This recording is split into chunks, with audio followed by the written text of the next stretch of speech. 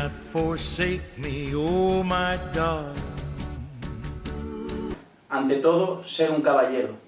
Son palabras de Howard Phillips Lovecraft, nacido el 20 de agosto de 1890 y muerto, al menos físicamente, en 1937. Un escritor sobre todo relacionado con el género de terror y fantástico y ciencia ficción también, y del que vamos a hablar en esta reunión, otra más de nuestro club, la Pimpinela Escarlata, dedicado al cine y a la literatura. Esta vez toca la literatura y vamos a hablar, como os digo, de Lovecraft y del relato en concreto La búsqueda de Ayranon, escrito en el año 1921, aunque publicado póstumamente. No vio la luz hasta 1935 en una revista, como buena parte de su obra. Entonces, como siempre, vamos a empezar un poco con los datos para meternos en contexto. Lovecraft nació a finales del siglo XIX, en 1890. Tuvo una infancia bastante particular. Su padre murió muy temprano, parece ser que en un manicomio de alguna enfermedad no del todo conocida, pero tiene que ver, por lo que se ha investigado, con la sífilis, pero que le hizo perder también la razón y murió en unas circunstancias bastante oscuras. Lovecraft no habla mucho de él, aunque aquí hablaremos un poquito de ciertas cosas que pueden tener importancia con respecto a su padre. Con respecto a su madre, fue una mujer bastante posesiva, una mujer, digamos, que le consintió mucho, pero que le tenía muy atado, le tenía una personalidad muy fuerte materna, y todo indica a que no le hizo muy bien para el desarrollo de Lovecraft. Se ha hablado mucho de su infancia, de todo este proceso, pero bueno, todas estas cosas son cosas que han influido en una personalidad de este escritor, que desde muy temprano empezó a mostrar interés por la literatura, también por la ciencia. Empezó sobre todo su mayor interés y sus influencias con una edición reducida de Las Mil y una Noches. También empezó a leer a los clásicos griegos en ediciones juveniles adaptadas, y también pues, empezó a leer literatura de todo tipo, y su gran momento fue, al parecer, cuando descubrió a Edgar Allan Poe, el escritor americano por excelencia de terror y grandísimo poeta, uno de los más grandes poetas, y eso le influyó definitivamente para dedicarse a la labor literaria y a los escritos de temática de terror y ciencia ficción. Lovecraft es una persona sobre la que se ha escrito mucho, sobre la que hay muchos mitos, también sobre la que hay muchísimas investigaciones de todo tipo y opiniones de muchos aspectos. Uno de sus grandes biógrafos ha sido S.T. Joshi, que ha hecho los más grandes estudios sobre él, aunque también tenemos Sprague de Camp y de Lynn Carter y otros autores consagrados del fantástico que han dedicado mucho a escribir sobre él.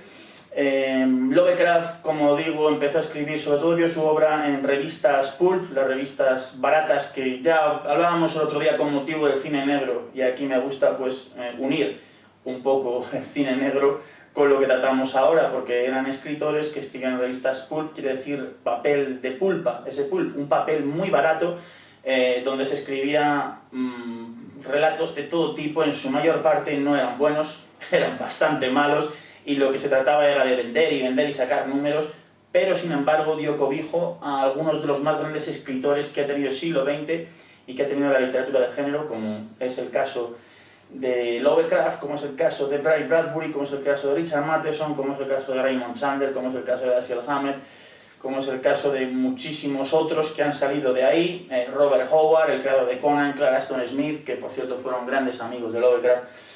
Lovecraft tuvo una personalidad bastante particular, una infancia bastante solitaria, una reclusión y una salud débil que él achacaba a momentos de una tensión enormes que le hacían no levantarse de la cama y no poder pensar con claridad. Pero bueno, a pesar de eso fue sorteando todos estos obstáculos. No llegó a los estudios universitarios, los dejó precisamente por estos accesos nerviosos, por estos problemas parece ser del sistema nervioso, de ansiedad muy grandes, que le impedían pues, seguir una vida normal. Hay gente que dice que no tenía nada, que era todo somático, pero bueno, su madre también parece que influyó mucho en hacerle pensar que era una persona muy fea físicamente y que no se relacionase con otras personas. Entonces su refugio fue la literatura y también la ciencia. Recordemos que escribía gacetas sobre ciencias, sobre la astronomía, sobre los descubrimientos, escribió muchas cosas, investigó mucho sobre todo este tema, yo era aficionado, amateur, y entonces todo eso tuvo una gran influencia en Lovecraft. Fue un gran escritor de cartas, es de los escritores que más cartas, más literatura, digamos, que en su literatura puede haber más cartas, como digo, junto a, yo creo que es Voltaire el otro y algunos otros.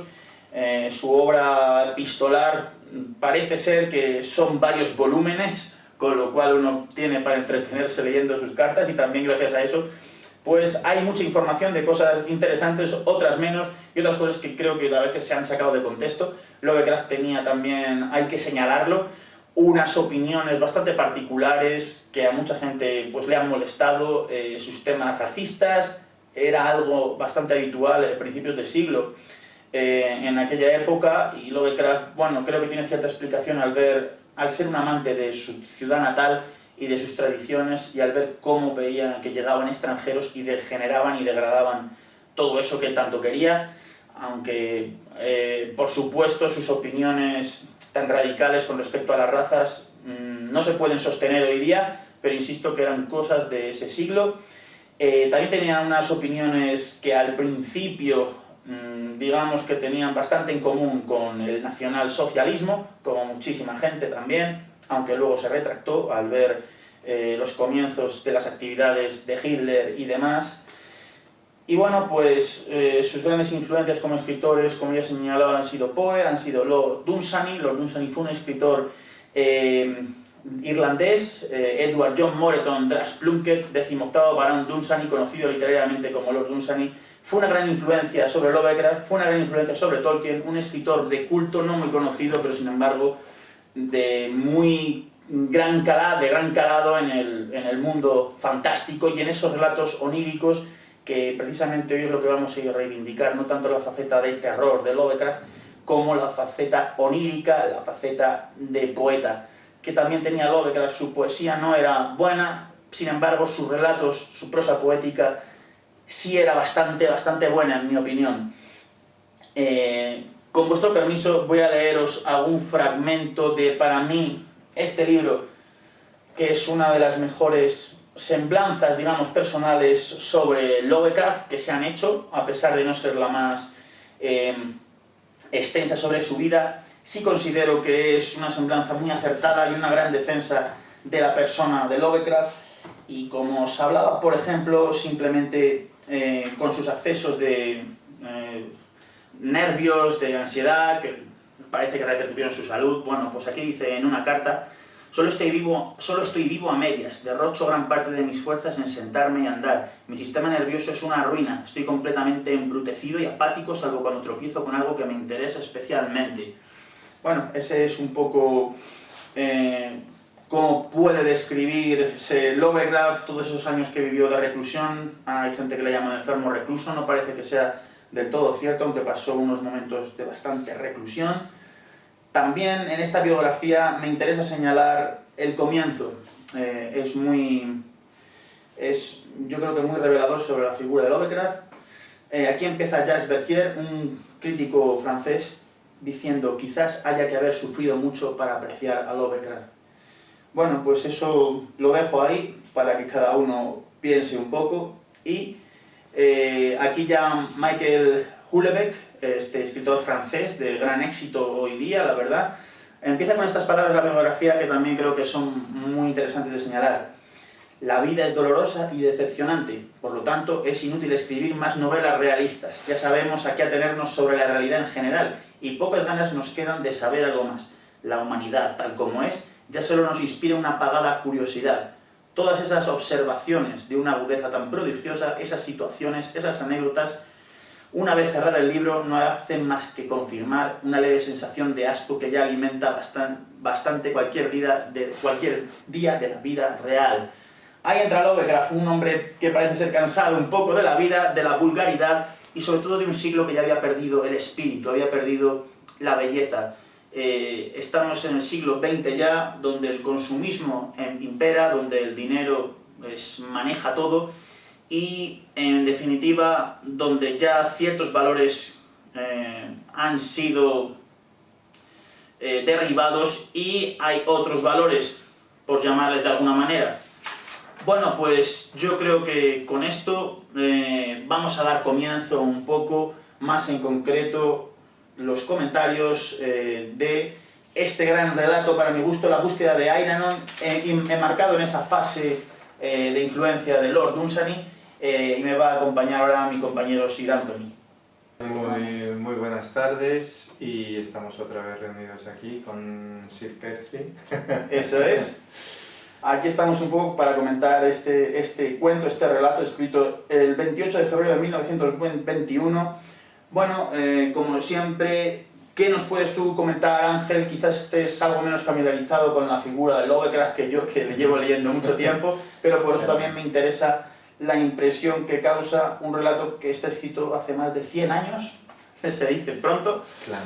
Pero, ¿qué te ha parecido? Es un relato cortito, que se lee en unos 20 minutos. Se lee muy rápido. Es un relato muy corto, pero con una actualidad como si lo hubiesen escrito ayer. Porque yo creo que uno de los mensajes que si te pones a escarbar en cada uno de los relatos tiene siempre mensajes, pero este mensaje es algo así como en busca de la felicidad, porque te habla de un lugar donde él recuerda de algo que le hacía feliz de niño, y esa es su búsqueda continua hasta el día de su muerte de la felicidad.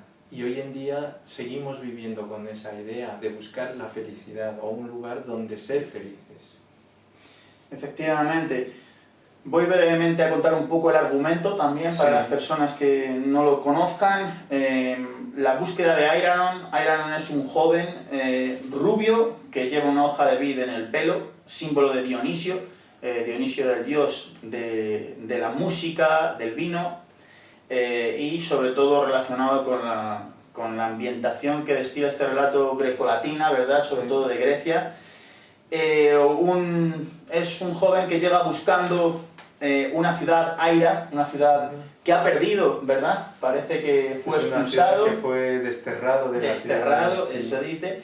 Y de la que él era el príncipe, porque su padre era el rey. Claro. Voy a leer el fragmento porque creo que merece la pena y no tiene desperdicio. A mí particularmente me gusta mucho ese fragmento.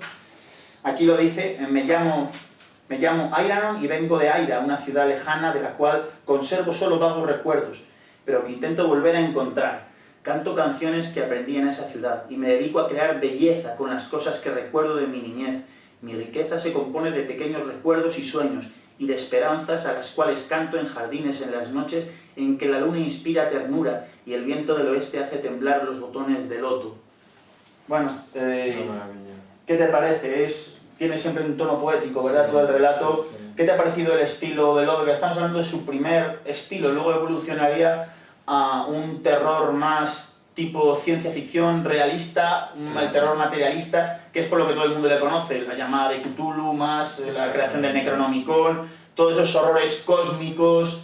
Esta es una etapa de ensueño, una etapa, como le llaman, onírica, una etapa en la que es muy soñador, es muy idealista, y se ve reflejado en este relato, en la búsqueda de Eiranon. Es una maravilla, porque te hace pensar en muchísimas cosas, principalmente en el hecho de que una persona puede alejarse de una realidad para ser felices, porque él, pese a no estar en su ciudad y pese a no poder volver a ella, según los recuerdos que tiene, él es feliz cantando y haciendo música y detallando lo grandioso que era Aira.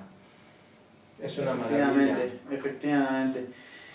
También, bueno, en su búsqueda, aquí se está presentando a la primera ciudad que llega, ¿verdad? Sí. Es la primera ciudad, que se trata de la ciudad de piedra, de granito, que lo recalca mucho, llamada Telos. Telos.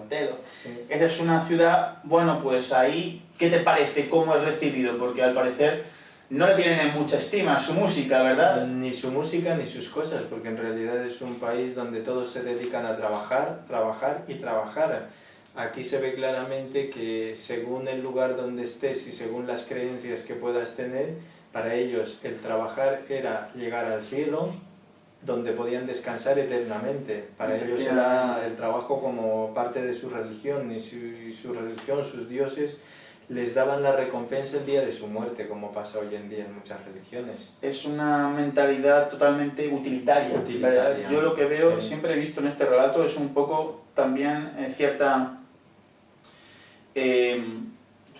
dualidad de Lovecraft. Por un lado, parece que hay una crítica frente a la religión católica. Sí. De hecho, aquí el oficio que le mandan es de zapatero, como zapatero, y de lo de la vida eterna. Sin embargo, esta ciudad ha perdido completamente todo resquicio de espiritualidad, todo el resquicio de belleza, que es una de las máximas también, el arte de la religión, ¿verdad? Esa creación de belleza y ese disfrute de la belleza.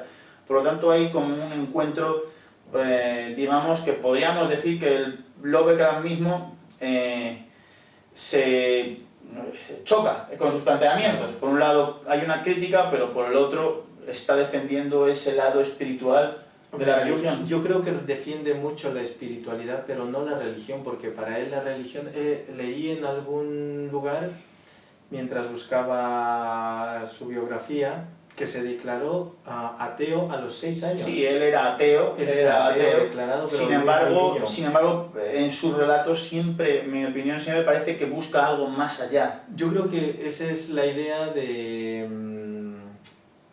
una persona que mete mucho lo fantástico, lo extraterrestre, viajes en el tiempo. En todos sus relatos hay un montón de creaciones de ese tipo, pero claro, todo eso asociado, yo creo, más a una espiritualidad, no como religión, sino espiritualidad como ética, como moralidad, como valores, más que como una religión en sí, como un dios. Sí, entiendo, pero bueno, al fin y al cabo la religión es espiritualidad. Quiero decirte que una persona atea, no sé si puede ser espiritual, digamos, hasta qué punto. No es tanto ateo como él se declaró materialista, mecanicista materialista. No es que negase a Dios, sino que se declaró que en el mundo todo lo contrario, precisamente la espiritualidad. Por eso que el mundo era partículas, que íbamos de tal, o sea, su forma de pensar era materialista, mecanicista y también ateo. Entonces choca un poco.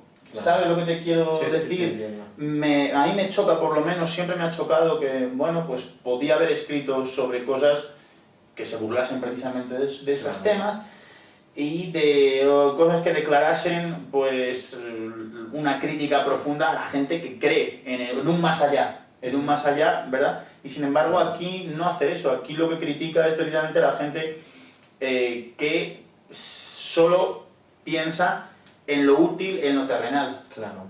Hombre, ¿verdad? Estaba muy aficionado a la literatura griega y a lo que es la mitología griega, efectivamente. Me encantaba mucho lo que son los dioses, porque leí también que había hecho alguna especie de altares y cosas para varios dioses griegos. Efectivamente. Entonces, justo. Él tenía espiritualidad y posiblemente creía en una religión, pero de su manera particular de ver las cosas, porque pues no tenemos un detalle de la vida religiosa que haya tenido, porque yo creo que él entraba en contradicción. Yo creo que él tenía en su cabeza ese materialismo que veía la realidad y decía, es que no queda otra, porque esto es 2 y 2 son 4 y aquí no hay nada más. Pero luego tenía esa otra ventana que lo proyectaba en su literatura, donde decía, tiene que haber algo más, ya que yo estoy escribiendo cosas y el arte y todo va a otra dimensión. Entonces yo creo que es esa búsqueda, podemos decir una búsqueda de la espiritualidad a través de la literatura, mientras que en su vida diaria era completamente ateo, mecanicista. Claro, pero era un problema de conducta y de personalidad, porque su madre, como bien decías antes, influyó mucho en esa personalidad. Estuvo mucho tiempo, hablan de un año o más de un año, en la que estuvo totalmente recluido. Sí, sí, efectivamente, muchos años con una reclusión grande. Tenía muchos problemas de relacionarse con la gente. Eso es. Y su escape era el escribir y leer, escribir y leer. Efectivamente. Aquí voy a leer otro pequeño párrafo que, por eso ya te he dicho a mí lo de la religión, porque hay cosas que son reveladoras, ¿no? Cuando llega a esta primera ciudad, que es la que llega de Toz, habíamos dicho que se llama Telos, eso, perdona, Telos, los nombres pues son en clave todo fantástico, sí. ¿Vale? Entonces, bueno, hay un momento cuando él canta que dice: esa noche Ayranon cantó, y mientras lo hacía un anciano se puso a rezar, y un ciego dijo ver una aureola en torno a la cabeza del cantante. Sí. Es curioso porque rezar es algo religioso, y la aureola es una santidad. Por eso yo te digo que hay como cierta contradicción un poco en el mismo relato, ¿verdad? Hay un poco de dualidad, es como... voy a criticar, yo creo sinceramente que aquí lo que critica es esa imposición de la religión a la que él había sido sometido también por su madre, esas reglas firmes. Pero sin embargo lo que tú dices de la espiritualidad, él lo defiende de alguna manera. Claro. Él lo defiende, esa parte espiritual quizás de la religión. Claro. El relato mismo, bueno, parece que es una crítica y una defensa a la vez de la parte espiritual y una crítica a la parte práctica, digamos, porque esta gente es puramente práctica, te dicen ¿para qué sirve lo que haces, verdad? O ver reflejado esa espiritualidad que dicen ellos. Coincide, como comentábamos antes, la muerte de su madre con el relato de la búsqueda de Ayranon. Efectivamente. Entonces, posiblemente, es una cosa que se me acaba de ocurrir, la crítica hacia su madre, porque su madre era muy religiosa y muy posesiva, muy estricta en muchas cosas. Era una persona que no aceptaba nada que estuviese fuera de las líneas de sus creencias religiosas. Entonces, posiblemente reflejaba a esta gente de esa manera, viendo a su madre y lo plasmaba. Sí. Y él tenía en mente de que la religión o la espiritualidad tenía que ser algo mucho más grande y tenía que ir mucho más allá de líneas establecidas por los mismos humanos. Correcto, yo creo que está muy bien esa... Sin embargo, también hay un dato, es un relato un poco contradictorio, porque puede ser una crítica a todo eso de su madre, pero sin embargo hay un muy bello recuerdo, que voy a leer también, sí. Ya que cuando él lo que dice en su canción, dice, no contó nada que fuera de utilidad, y se limitó a hablar de la canción de sus recuerdos, sueños y esperanzas. La gente lo que quería oír eran cosas útiles, ¿verdad? Como hoy, y él no canta sobre eso. Dice, sin embargo, en su canción... recuerdo al anochecer la luna y canciones entonadas en voz baja, y también la ventana junto a la cual me acunaban hasta que me dormía. Está ahí evocando la figura materna, ¿verdad? Porque y al otro lado de la ventana estaba la calle de la que llegaban aquellas luces doradas y en donde las sombras bailaban sobre casas de mármol. Recuerdo el cuadrado de luz que la luna dibujaba en el suelo, una luz que era distinta a cualquier otra, y las visiones que danzaban en sus rayos cuando mi madre me arrullaba. Sí. Entonces está ahí recordando esa niñez junto a su madre, ¿verdad? Una niñez quizá idílica y una reminiscencia de un pasado que ya irrecuperable, pero que intentan mantener en sus sueños, ¿verdad? De toda esa parte bella, de belleza. O de una ilusión. O de una ilusión. De una ilusión de cómo le hubiese gustado que sea su madre, porque su madre era todo lo contrario, era una madre que maltrataba al niño, le decía que eres feo, que eres tal, que eres sí, tal. A ver, aquí yo sí defiendo un poco a su madre porque parece que se han excedido muchos críticos.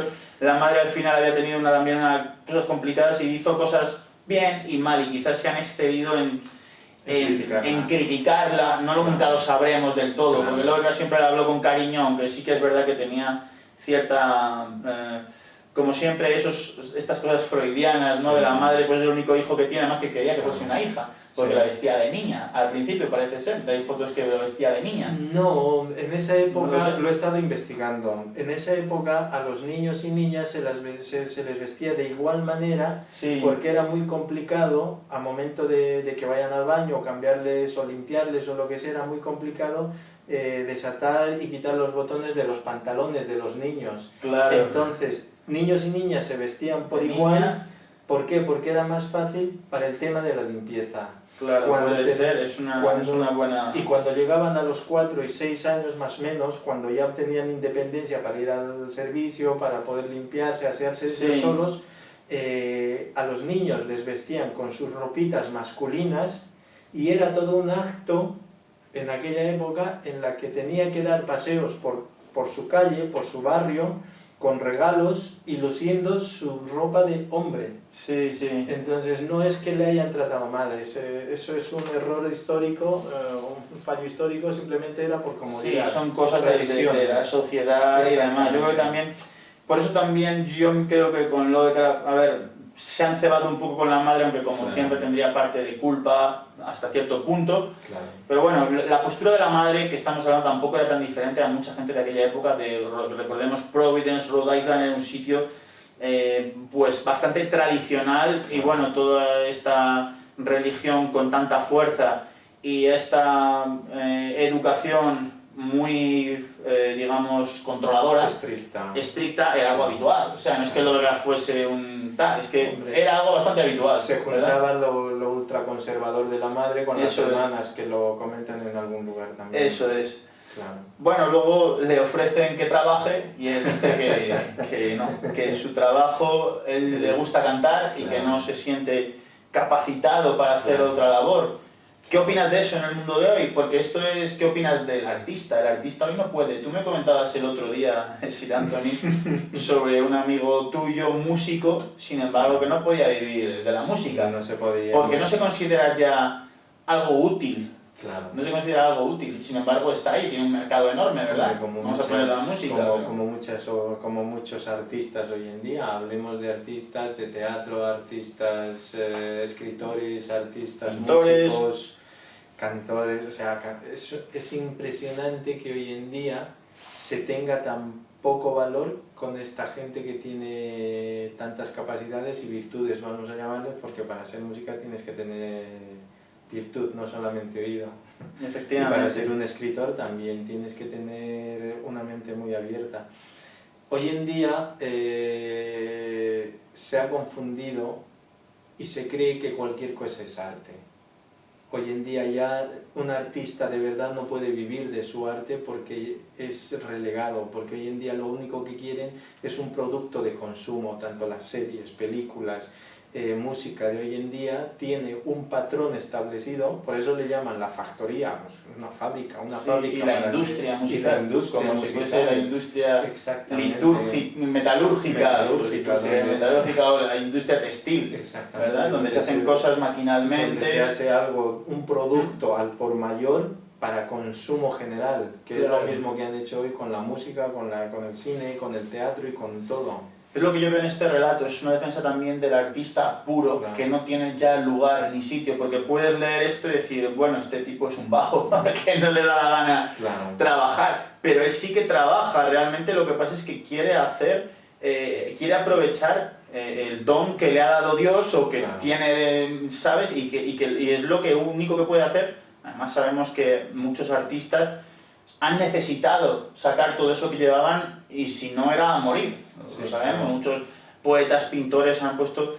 Y el caso es que ya en su sociedad, en el principio del siglo, ya no había sitio, no había lugar, en la nuestra todavía menos, ¿verdad? Mucho menos, y cada día menos. Claro, no se considera algo útil, no se considera algo práctico. ¿Para qué sirve la poesía?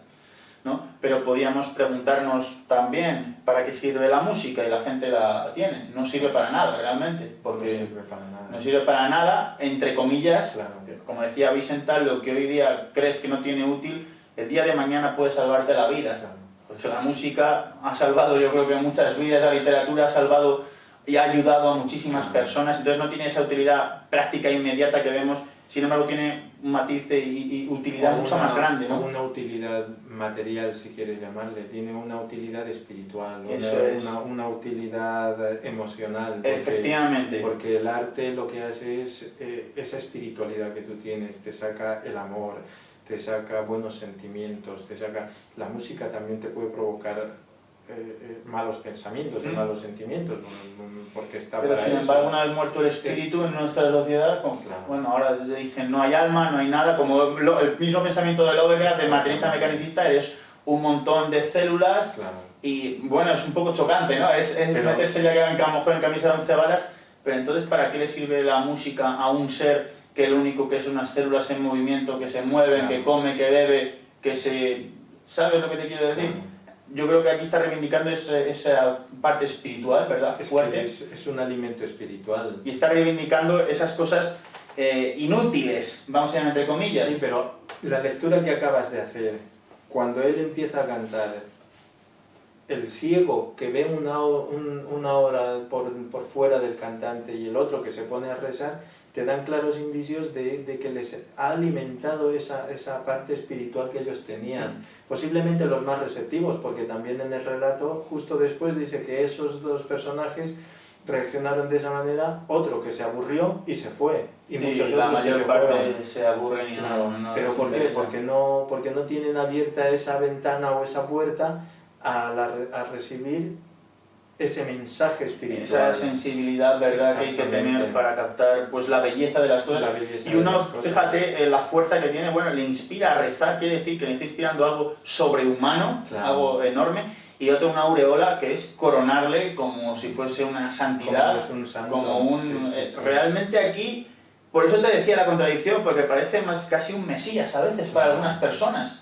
Es curioso, Sí, o sea, sí, es un viajero casi como una especie de mesías que llega, Claro. ilumina a unas pocas personas y luego vamos a seguir porque hay un Sí. sacrificio. Al También, final también. tiene ese interés en esa literatura porque por un lado critica ese aspecto religioso, ¿verdad? Hay una Sí. crítica Sí, a sí, la sí. religión y casi una burla con lo del zapatero, con lo de la vida eterna en otro mundo, si cumplís con lo que se os dice. Claro. Pero por otro lado, Lovecraft también tiene... Por eso También digo te refleja que la yo he parte visto espiritual. esa contradicción, no sé si tú Claro. lo Sí, sí, compartes sí, un sí. poco o no sé si me he explicado bien, ¿verdad? Lo he Pero explicado hay un poco que yo perfectamente. creo que todo es una contradicción que todos tenemos y que Lovecraft también tiene, que todos los seres humanos es normal, somos contradictorios. Claro. Y Lovecraft en este relato la manifiesta, si queremos llamarle contradicción o si queremos llamarle quizás, pues, quizás más que contradicción, yo le llamaría una expresión de su espiritualidad que no encaja con lo que está a lo mejor establecido en esa sociedad porque él lo detestaba al intentar imponérselo. Sí, Puede o sea, Lovecraft era una persona que no estaba a gusto con la sociedad en la que vivía. Que Siempre era admirador del siglo XVIII. exactamente, sí, era admirador de todo lo pasado, cosa que más o menos nos pasa igual. ¿verdad? Sí. No tenía amigos, no tenía amigos hasta que formó el grupo. Hasta que formó, ya se metió en el periodismo amateur.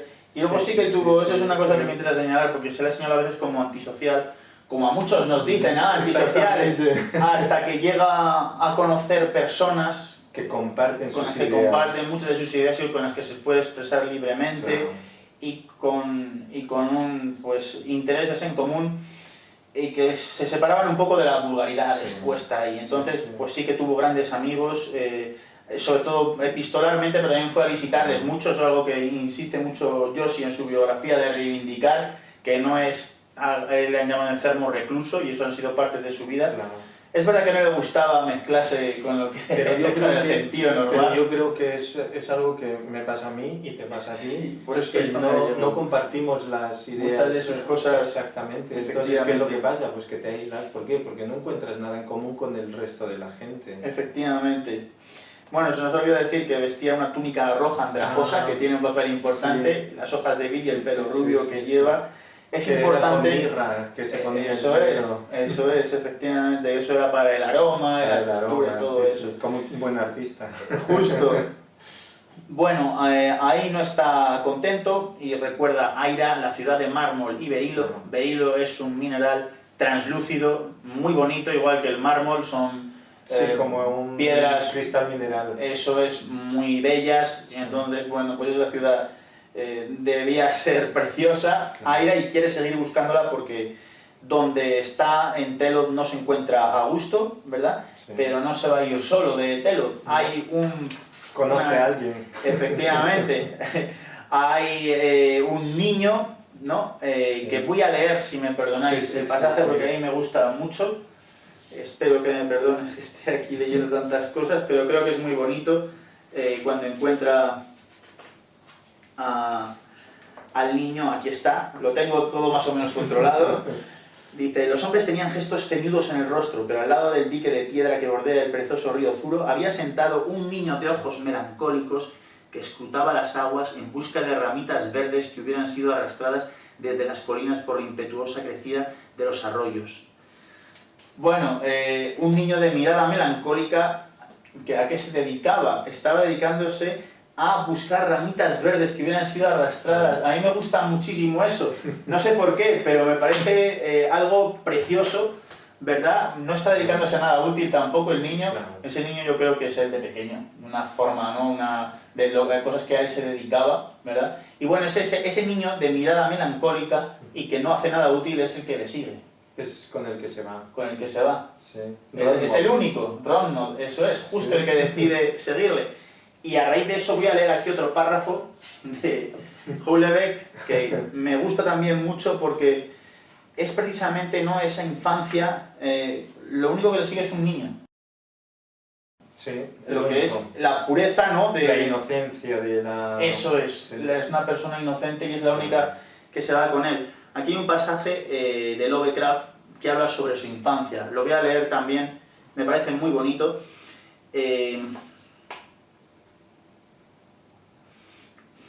Bueno, aquí está. Más adelante su jardín, cuyos planos había trazado él mismo, cuyas avenidas había delimitado. Es un embalse que él ha hecho de pequeño, ¿no? Con ríos y con cositas, regado por un sistema de canales que había acabado con sus propias manos. El jardín se escalonaba en torno a un pequeño césped, con un reloj de sol en el centro. Ese fue, dijo, el reino de mi adolescencia. Es decir, él había hecho pues unos canales y unas cositas. Y dice: luego viene este pasaje que concluye la carta. Entonces me di cuenta de que me estaba haciendo demasiado mayor para disfrutar de aquello. El despiadado tiempo había dejado caer sobre mi garra feroz, sobre mí, su garra feroz, y tenía 17 años, es decir, ya era mayorcito para jugar, por así decirlo. Los chicos mayores no juegan en casas de juguete y falsos jardines. Lleno de tristeza, tuve que cederle mi mundo a un chico más joven que vivía al otro lado del terreno. Se retira de la infancia, ¿verdad? Y desde entonces no he vuelto a cavar la tierra, ni a trazar senderos o caminos. Para mí, esas operaciones están asociadas a demasiadas añoranzas, porque no podemos recuperar jamás la alegría fugitiva de la infancia. La edad adulta es el infierno. Sí. Sentencia en su carta. Y aquí dice Houellebecq un párrafo muy acertado, que nos va a servir ahora para hablar. Dice, repite las palabras de Lovecraft: la edad adulta es el infierno. Frente a una postura tan tajante, los moralistas de nuestra época lanzarán gruñidos vagamente desaprobatorios, esperando el momento de insinuar sus obscenos sobreentendidos. Es decir, terror al sexo, las relaciones, todo lo que... Tal vez sea cierto que Lovecraft no podía convertirse en adulto, pero lo que está claro es que no lo deseaba. Y teniendo en cuenta los valores que rigen el mundo adulto, difícilmente podemos reprochárselo. Principio de realidad, principio de placer, competitividad, desafío permanente, sexo y empleo. Nada para entonar aleluyas. Lovecraft sabe que no tiene nada que ver con este mundo y siempre sale perdiendo, tanto en la teoría como en la práctica. Ha perdido la infancia, también ha perdido la fe. El mundo le asquea y no ve motivo alguno para suponer que las cosas pudieran ser de otro modo si mirase con más atención.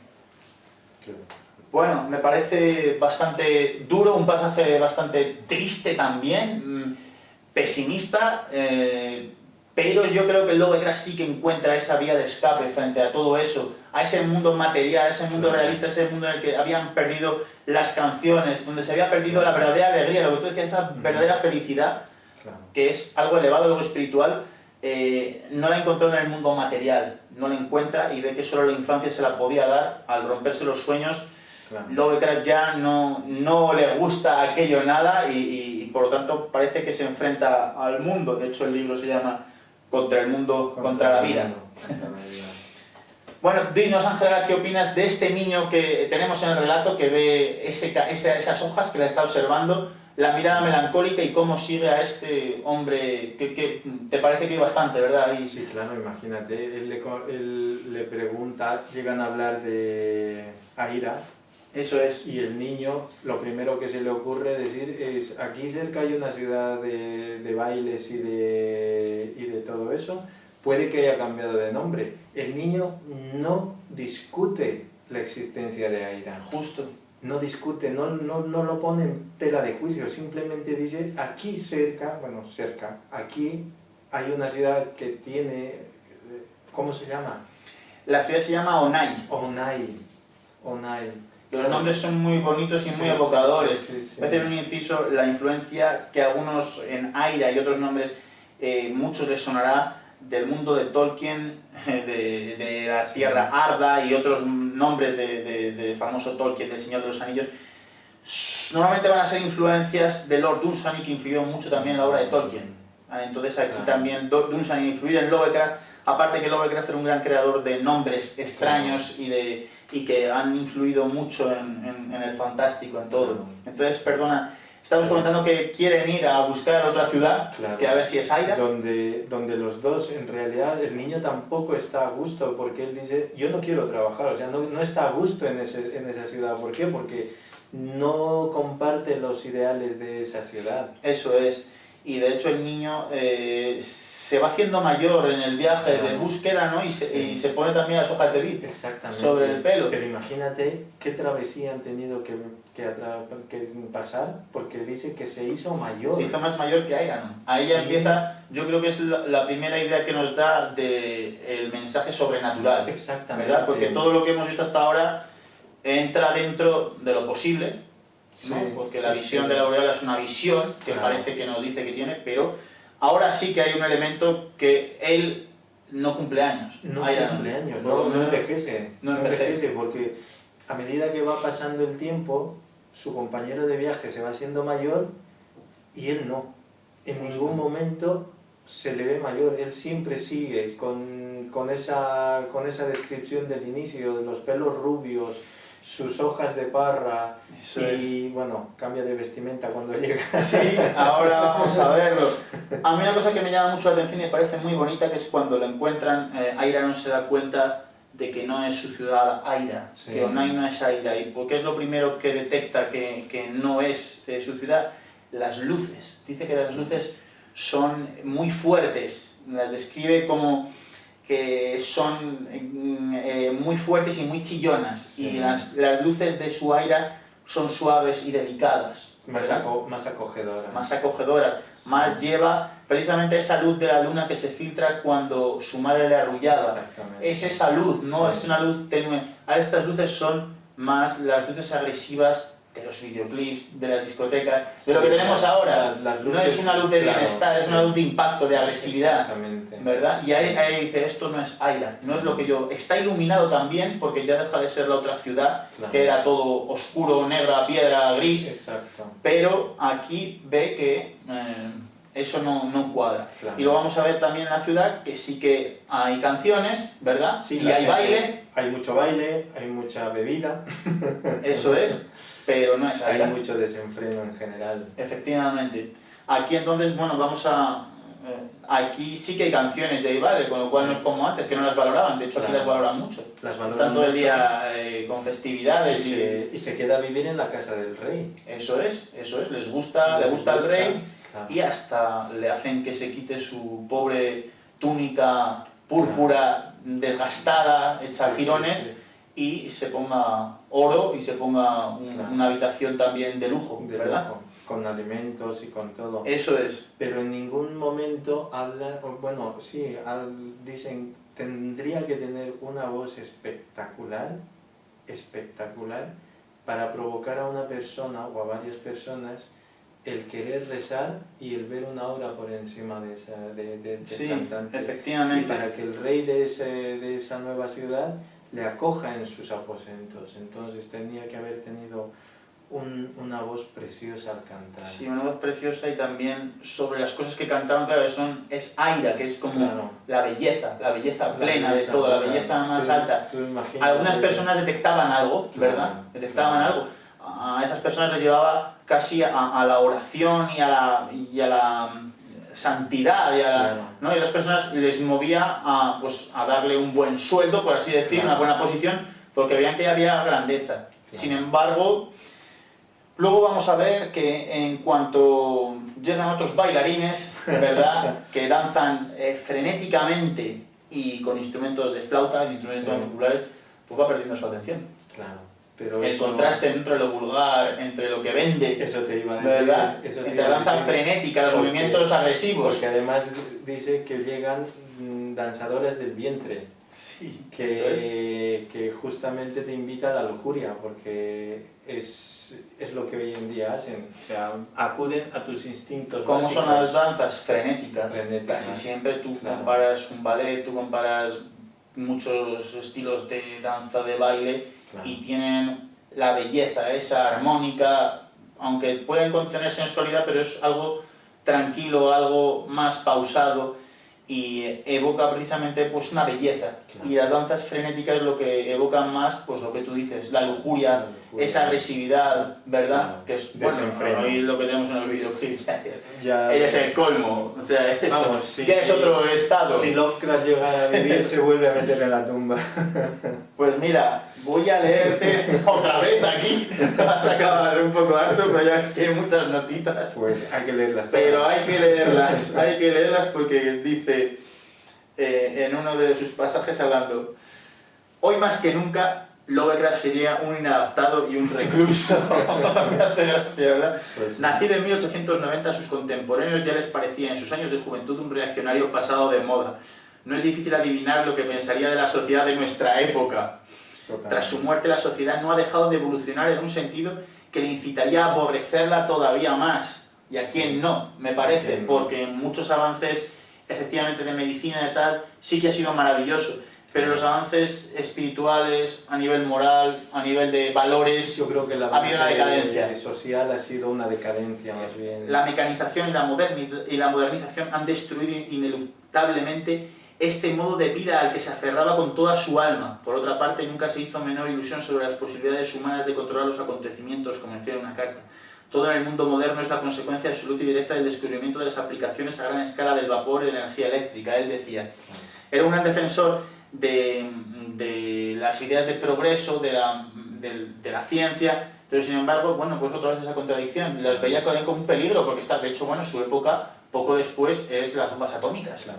Estaba viendo... Pero yo creo ¿verdad? que todo es así, o sea, el móvil, tenemos un ordenador impresionantemente poderoso en el bolsillo cuando puedes usarlo para bien o para mal.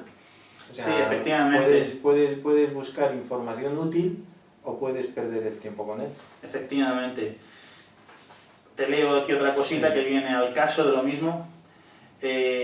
La publicidad, el culto absurdo y socorrón a la eficacia económica, el apetito exclusivo e inmoderado por las riquezas materiales. Pero aún, el liberalismo se ha propagado del ámbito económico al ámbito sexual. Todas las ficciones sentimentales se han hecho añicos. La pureza, la castidad, la fidelidad, la decencia se han convertido en estigmas ridículos. Actualmente el valor de un ser humano se mide por su eficacia económica y su potencial erótico, es decir, justamente las dos cosas que Lovecraft más detestaba. Bueno, pues aquí estamos viendo precisamente, viene al caso también por lo que estábamos comentando de esta ciudad. Esta ciudad está encarnando esos valores. Exactamente. El oro, ¿verdad? El vino, el desenfreno, la lujuria, todo eso, de hecho, que él detestaba también. De hecho, ahí dice, aquí no está la belleza, aunque haya música, esta no es mi música. Claro. ¿Verdad? No Sí, es sí, lo dice. la alegría del baile y tal, que él Claro. parece que evoca con esas ramas de Dionisio, de la Pero vid. tú imagínate una descripción como Lovecraft era tan fanático, no vamos a decir, sino que le gustaba tanto la mitología griega. Sí, Tú imagínate la descripción de lo que es el Olimpo, sí. pues encaja con Aira. Sí, sí, efectivamente, encaja mucho. Además, el mundo griego era de un culto a la belleza y a un Exactamente. pensamiento también elevado, Mucho más ¿verdad? elevado, sí. Aparte que él también seguramente lo idealiza, porque siempre tendemos a idealizar, porque Claro. a él le parecía también mucho más divertido e interesante que el cristianismo, Claro. que era de una diversidad y unas historias tremendas y muy humanas también. Y sobre todo el cristianismo de aquella época, que era muy radical. Muy radical, era completamente asfixiante, podríamos decir, bajo una moral tan recta que cualquier cosa que se escapara era censurada de una manera terrible. Claro. Como ahora tenemos la religión progresista, vamos a llamarla, de la cancelación, de la que si te sales mínimamente en tu pensamiento te pueden... en contra de ellos. Pues, efectivamente, entonces eso provoca contra eso que te está aplastando una reacción adversa. Claro. Entonces ya, aunque digan cosas que es verdad, pero tú automáticamente lo que Lo rechazas. te hace un rechazo a casi todo, te vas al lado contrario, pues tú esto, pues yo ahora soy ateo, Claro. pues ahora me metéis esto, pues yo soy reaccionario. Exactamente. Es lo que ocurre cuando se intenta imponer, efectivamente. Bueno, esta ciudad, ¿qué pasó con su amigo? Se lo consume. El amigo lamentablemente es consumido por esta ciudad. Muere gordo. Muere gordo. Y con la cara amoratada del vino. Del vino. Que no es algo, aunque yo me ría, pero no es algo inhabitual en los días de hoy. Morir con obesidad y harto de las comilonas, de la lujuria, de todo. De la droga. De la droga. Sí, Él lo hace con un tono muy poético, Claro. pero aquí es, bueno, los famosos estos y gente así, muertos por sobredosis, por tal, viviendo a toda clase de lujos, porque les tenían todo aquí, tenían todo. Tenían Tenían oro, pere, Sí. seda, todo. Pero tú imagínate la fuerza de voluntad de Airanon, que aun estando en medio del huracán, iba a contracorriente, porque él sigue joven, en ningún momento dice que haya hecho excesos de todo lo que desafortunadamente su amigo se ha visto envuelto, se ha enganchado en esa corriente que le ha parecido bien, que le ha gustado, que vamos a decir que normalmente la gente le gusta este tipo de cosas, Sí. el desenfreno es muy atractivo, Sí. es muy tentador, pero claro, la fuerza de voluntad que ha tenido Airanon solamente para disfrutar cantando lo que a él le gusta y mostrando su arte, pero no involucrándose del todo con la ciudad. Efectivamente, él había mantenido sus principios. Sus principios hasta el final. ¿Cómo? Vuelve. Vuelve. Volvemos. Porque Lovecraft, al vender sus relatos, probablemente nadie lo haya hecho peor que él. Pero si él no quería vender. Efectivamente, él no quería vender. Por eso es curioso leer, es curioso conocer un poco cómo se dirige a los editores Sí. para vender su obra, ¿no? Voy a leer aquí un pequeño fragmento porque viene mucho al caso. Dice, teniendo costumbre, estimado señor, le escribe a Weir Tales el año 1923 al editor, teniendo por costumbre escribir relatos extraños, macabros y fantásticos para mi propio entretenimiento, me he visto presionado por una docena de amigos llenos de buenas intenciones para que someta algunos de mis horrores góticos a la consideración de su recientemente fundada revista. Le adjunto 5 relatos escritos entre el 17 y el 23. Los 2 primeros son probablemente los mejores. Si no le convencieran, sería inútil, por tanto, que leyese los siguientes. Es una maravilla de decirle, pues como esto no te gusta y no sigas leyendo, es absurdo, porque, oye, a lo mejor uno le gusta y otro no, pero ella está animando a que, no, es un poco... Dice, no sé si le gustarán, pues no me preocupan las exigencias de los textos comerciales. Mi único objetivo es el placer que experimento al crear situaciones extrañas, efectos de ambiente, y el único lector al que tengo en cuenta soy yo mismo. Mis modelos siempre son los antiguos maestros, especialmente Edgar Poe, que ha sido mi escritor favorito desde mi primera infancia. Si por algún milagro se decidiese a publicar mis cuentos, solo desearía poner una condición, que no me corten nada. Fíjate, si el texto no puede imprimirse tal y como fue escrito, con todos sus puntos y comas, aceptaré su rechazo con agradecimiento, pero no cabe duda de que no arriesgo mucho en ese aspecto, porque hay pocas posibilidades de que mis manuscritos se beneficien de su consideración. Y dice algo que siempre te dicen que nunca hagas. Black Mask, la revista donde Raymond Chandler publicaba, que el otro día lo vimos, y donde la película de cine negro, Gerald Butler, que había escrito, ahí publicaban todos estos. Black Mask ha rechazado Dagon, uno de sus cuentos, que les había propuesto instancias de otra persona, como es el caso de los manuscritos que le adjunto. O sea, que ya dice, esta otra revista ya me ha rechazado. A ver si usted es el absurdo para comercialmente, ¿no? Es una cosa completamente absurda para Pero vender. él decía que un artista no tiene que vender su arte, sino tiene que ser valorado por lo que puede hacer. Efectivamente, efectivamente. Y se mantiene firme como Aira, ¿no? Como era, ¿no? Con sus canciones, manteniéndolas. Aquí te dice también, otra vez leo, es que este libro me parece muy bonito, es muy breve, yo os lo recomiendo mucho, está editado, son apenas 100 páginas, que se lee muy, muy fácil, está editado por Siruela, creo, de Michael Houellebecq, un escritor de bastante éxito ahora, que ha sido bastante polémico por ciertas opiniones. No soy yo muy fan de sus otros escritos de ficción, pero este ensayo me parece muy bueno, muy bonito, y además una semblanza muy bien lograda de Lovecraft. Dice, Howard Phillips Lovecraft es un ejemplo para todos los que quieren aprender a malograr su vida y, llegado el caso, a triunfar con su obra. Aunque este último no está garantizado, a fuerza de practicar una política de total no compromiso con las realidades vitales, uno se arriesga a caer en una apatía completa e incluso a dejar de escribir, y eso es justamente lo que estuvo a punto de pasar a Lovecraft en varias ocasiones. Otro peligro es el suicidio, aquel que aprender a sortear. Lovecraft tuvo siempre a mano durante varios años una botellita de cianuro. Puede ser un truco enormemente útil siempre que uno aguante el tipo. Lovecraft lo aguantó, no sin dificultades. Bueno, Lovecraft encarna el desconcertante caso del individuo pobre y desinteresado a la vez. Aunque nunca se hundió en la miseria, tuvo apuros económicos durante toda su vida. Su correspondencia revela dolorosamente que todos los días tenía que andar mirando el precio de las cosas, incluso los artículos básicos. Nunca tuvo medios para hacer un gasto importante, como comprar un vehículo o pagarse el viaje a Europa que tanta ilusión le hacía. Bueno, pues es una pena, ¿no?, que hoy Lovecraft... ¿Cuánto dinero podrán estar ganando la gente de los juegos de rol, videojuegos, cine, ocio, bajo el nombre del Lovecraft, de los mitos de Cthulhu, de todos los cómics que se han hecho? Yo creo que millones y millones, esta gente puede estar ganando millones. Sí. Y aquí vemos el creador de todo, el cerebro que había detrás de todo esto. Que no quería eso. Un escritor que ha sido cada vez más revalorizado y más estudiado, que no quería eso y no le interesaba el dinero. De hecho, era una postura que siempre mantuvo de caballero, de gentleman. Como empezaba aquí, siempre dijo ante todo ser un caballero, y despreciaba el dinero. Mostraba una personalidad muy aristócrata. A mucha gente no le gustaba porque parecía como algo altivo, pero es esa aristocracia, yo creo, de la que hablaba Juan Ramón Jiménez, que yo humildemente cité en mi prólogo de mi libro de cuentos.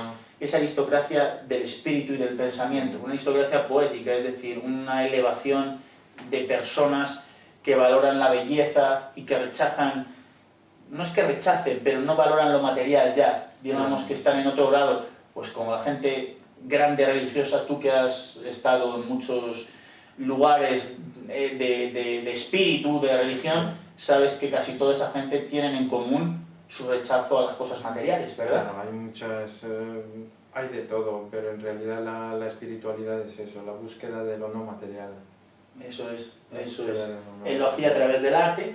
Y bueno, vamos a retomar el hilo del relato con este inciso que nos perdonarán los espectadores. Es que era importante mencionarlo. Efectivamente, ahora simplemente sigue de viaje, su viaje, que según dice pasa por no sé cuántos reinos, ¿verdad? Sí. Y ya al cabo de bastante tiempo. Y ya vamos a llegar pues al final, donde se encuentra con una pequeña casucha, ¿no?, de un pastor, es un pastorcillo con unas ovejas que estaban famélicas, sí. Y entonces es cuando entra y le pregunta si conoce esa ciudad de Aira. Entonces, bueno, pues, ¿qué es lo que le dice el pastor? ¿Qué es lo que pasa ahí? Porque aquí ya es, digamos, sería, la primera parte del relato sería cuando sus viajes por la ciudad, su viaje a la ciudad, su deambular de una ciudad primero a la que está de Teloth, a la de Onai, y finalmente cuando llega se encuentra con el pastor, en el que pasan muchos años. Se nos dice donde ha visitado otras ciudades donde no le hacen ni caso, más o menos sigue vagando por ahí y más o menos es un poco lo que le ha venido pasando. Entonces aquí ya encuentra al pastor y le dice si conoce Aira.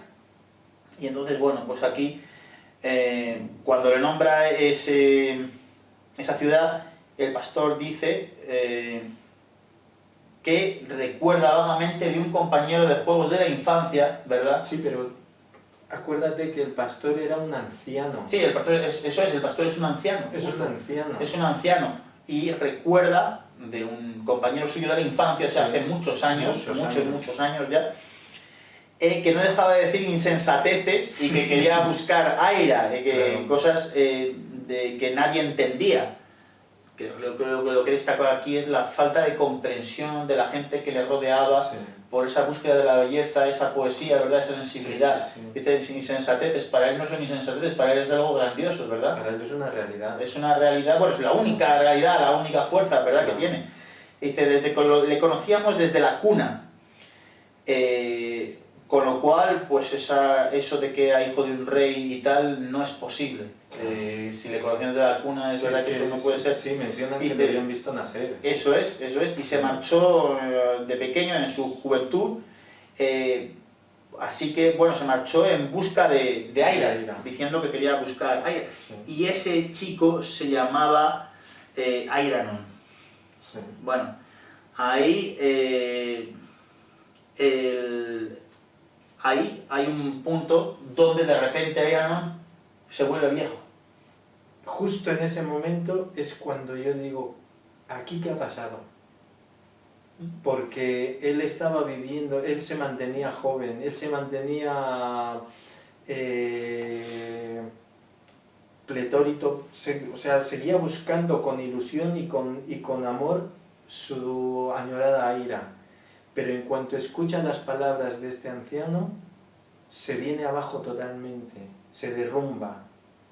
Pero es como si hubiesen activado en él un interruptor en el que dice, esta es tu realidad, o esta es la realidad.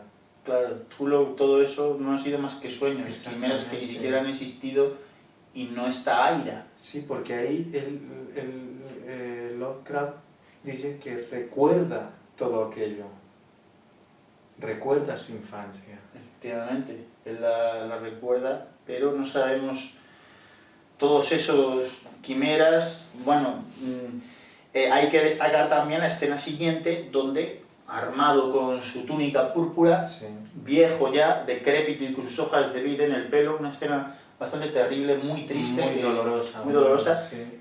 Se va hacia las arenas movedizas. Voy a leer el párrafo que Sí, me sí. parece muy, muy bonito. Se va en lo que es un suicidio. Un suicidio, claro, es el único escape que encuentra porque no quiere estar sin Aira, sin esa ciudad. Voy a leerlo un momentito. Dice: y a la luz del crepúsculo, mientras las estrellas salían una a una y la luna proyectaba sobre el pantano un resplandor similar al que un niño ve temblar en el suelo cuando es acunado por la noche hasta que se duerme, se adentró caminando en las mortíferas arenas movedizas un hombre muy anciano, con una andrajosa toga púrpura y una corona de hojas de vid marchitas, que miraba el horizonte como si estuviera contemplando las cúpulas doradas de una hermosa ciudad donde los sueños son comprendidos. Esa noche, algo joven y bello murió en el mundo antiguo. Es tremendo ese final, hay varias cosas que yo destaco. Sigue con su túnica púrpura, pero las hojas de vid están marchitas. Antes no había estado marchitas. Miraba al horizonte como si estuviera contemplando las cúpulas doradas de una hermosa ciudad, donde los sueños son comprendidos. Claro. Es decir, él busca esa comprensión, que no la encuentra en toda su vida. Es un suicidio de una persona a la que no pueden comprender. A mí es lo que también me ha evocado. ¿No te parece a ti? Es muchas personas, como hoy vemos, que no son comprendidas, y entonces él decide irse. Y en este caso lo que no se comprende es ese sentimiento de belleza, de búsqueda de esa belleza y de esa pureza que no encuentra en la tierra. No encuentra en ningún No sé si lugar. estás un poco de acuerdo conmigo. Ese final es bastante complejo porque podemos sacar varias conclusiones.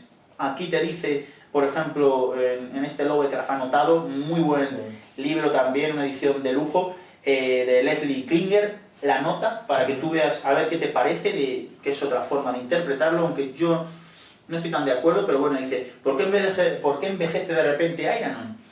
Dice, Brian Humphreys sostiene, no es el propio Klinger, es Brian Humphreys, un estudioso, sostiene que el mundo antiguo, mencionado aquí, es el mundo de los grandes dioses, con mayúscula, y que la aparente juventud de Airanon es consecuencia de un parentesco lejano con ellos. Esta relación se ve corroborada por los rezos del anciano que le escuchó cantar y por la aureola que apareció sobre la cabeza del Aedo. Aedo es el cantante de Grecia. Su ascendencia, arguye Humphreys, explica el del otro modo inexplicable envejecimiento instantáneo de Irenon cuando descubre la verdad sobre sus orígenes. Bueno, es una visión... Es una forma de verlo. Un poco, quizás un poco más rebuscada. A mí me parece que es un poco más rebuscada. Yo, mi opinión, a ver, podemos pensar que es como una alegoría, el relato, podemos pensar que, bueno, que hay algo de deidad, de verdad en él, hijo de los grandes dioses, que es un descendiente, ¿no?, de esas personas, aunque tampoco no hay nada en el relato que nos diga que él es sobrenatural, salvo, bueno, esa parte que no... En la que no envejece. Pero no que sea descendiente de los dioses. No, en ningún momento, algo fantástico, sí. Yo creo que Lovecraft aquí podía estar planteando su propia muerte, porque como bien leíste, era una persona que tenía una botellita de cianuro porque en algún momento de su vida tenía ganas del suicidio. Muchas veces porque no estaba, sí, ¿por qué? Porque no estaba a gusto, justamente como Irenon, no estaba a gusto con el mundo, no estaba a gusto con la sociedad, no estaba a gusto con los inmigrantes, porque luego vimos que sí. O sea, además justo en esa época fue la gran caída económica donde la esposa perdió el negocio que tenía, él se quedó sin dinero, se llegó a casar, una cosa un poco extraña por su personalidad. Su esposa parecía una buena mujer, parecía muy buena, y bueno, pero se tuvo que ir, porque tuvieron problemas económicos fuertes y luego parece que no tuvo la suficiente empuje para seguir con ella. No sabemos realmente, claro, es un poco, no explica mucho acerca de su matrimonio, pero yo creo que parte de esa idea de querer escapar con el suicidio en su propia vida lo refleja en el relato de Irenon. ¿Verdad? ¿Pero por qué? Porque quiere escapar de aquello, porque no está a gusto, porque ya no se encuentra en este mundo como algo útil, como algo... Efectivamente.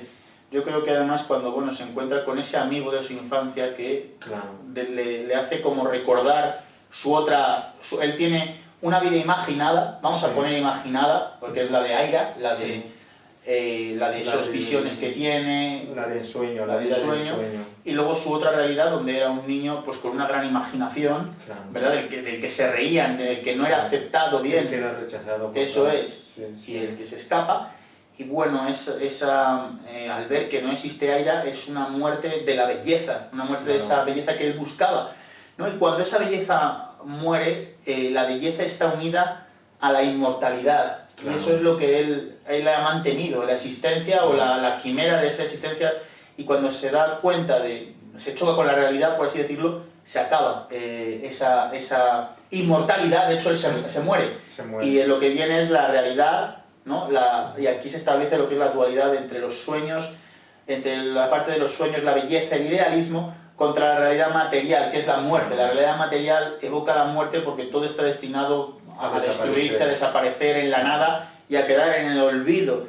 Y sin embargo las cosas permanentes, como es esa belleza, esa aira, esa elevación, esa poesía, son inmortales. De hecho, Lovecraft decía un poco en tono quizás jocoso, pero que dicen que Lovecraft ha muerto en 1937, pero aquí está.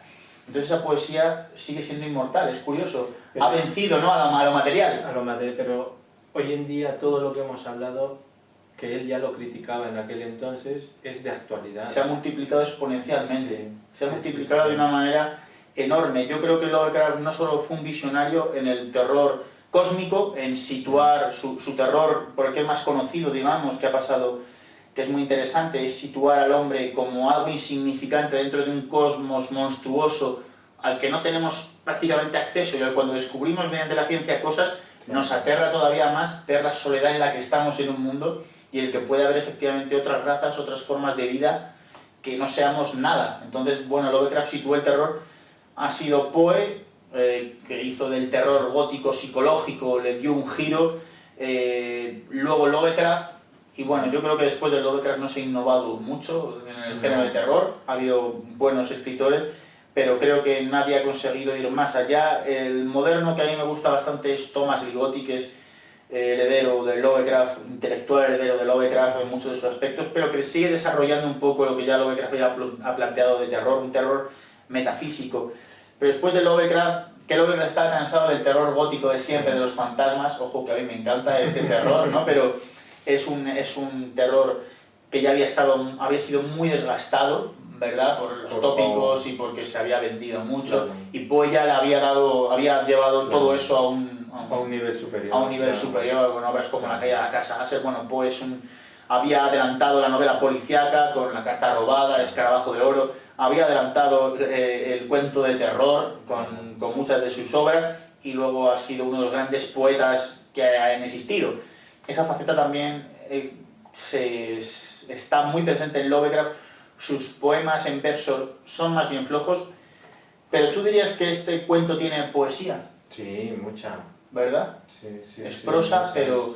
Es la forma en que expresa todo aquello es poético. Es muy poética, Es muy incluso poético. el lenguaje, yo tengo aquí el original en inglés, que lo he estado viendo. Yo no soy el mejor lector en inglés, y hay que destacar que su prosa tenía bastantes cosas arcaicas del inglés. Claro. Sin embargo, es muy musical, casi todo busca siempre la musicalidad en las frases, que una sonoridad que está bastante lograda, por lo que yo he leído de los críticos y por lo que yo humildemente, con mis limitaciones, he podido observar en las comparaciones que hay entre las distintas traducciones que se han hecho en español, por cierto, bastante buenas en general, y original en inglés. Hay alguna licencia que se han tomado, por ejemplo, te voy a decir una así a modo de simplemente de curiosidad, simplemente, eso es. Aquí hay una parte donde nombra unos árboles, que los nombra como los Yath, con Y-A-T-H. Y aquí los Yath son árboles imaginarios. Aquí los han traducido, en mi traducción por lo menos, como tejos. Tejos, que son un tipo de árbol, Sí. pero son los árboles Yath. Los árboles Yath son los árboles también imaginarios, que bueno, en la traducción, depende de la que tengas, te parecerá una u otra. Aquí en la de este tomo de la editorial Akal sí que los traduce por los árboles Yath. En otras verás que los pone como tejos, bueno, como otro tipo de árbol más acorde con lo habitual. Yo en el que leí no ponía ninguna descripción, ponía árbol. Claro, pues posiblemente. ¿Ves? Dice, y las colinas pobladas de Yaths, Claro. ¿vale? Entonces, bueno, aquí son Yaths, en otro dice pobladas de tejos. O sea, los Yaths, aquí te lo dice, son ese tipo de árboles y tal, que luego en sus otras obras iba a retomar toda esa... Sí, que tenía un diccionario propio, ¿no? Eso es, tenía un diccionario propio y una mitología propia, Claro. que lo iba a retomar, aunque no, a veces no tomaba un nombre y no era lo que había sido en otro relato. No es que la retomase con el mismo significado. Eso ¿no? es, simplemente cogía un nombre. No es como la mitología de Tolkien, que está muy ordenada y muy bien Pero es que preparada y Tolkien- desarrollada. Tolkien así. Claro, él ha muy usado, minucioso en efectivamente, Lovecraft usó un poco los mitos como le vino, Claro. un poco sin que tuviesen una continuidad que él mismo Sí, porque estableciese. se repiten algunos Sí, nombres. se repite, y en contextos diferentes. Sí, A lo mejor contextos uno es una diferentes. cosa y luego aparece otra. Aquí decía el doctor Jack Tris en el original, lo que parece un árbol inventado por Lovecraft. Aquí lo han traducido, bueno, pues por tejos, en alguna traducción que yo he visto. Sí. Bueno, es algo de curiosidad con el original, comentaba eso, el estilo musical y poético, ¿verdad?, de la obra, del cuento, de este relato. Bueno, pues...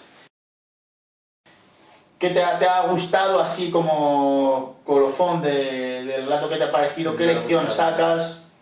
Que todos estamos en busca de la felicidad.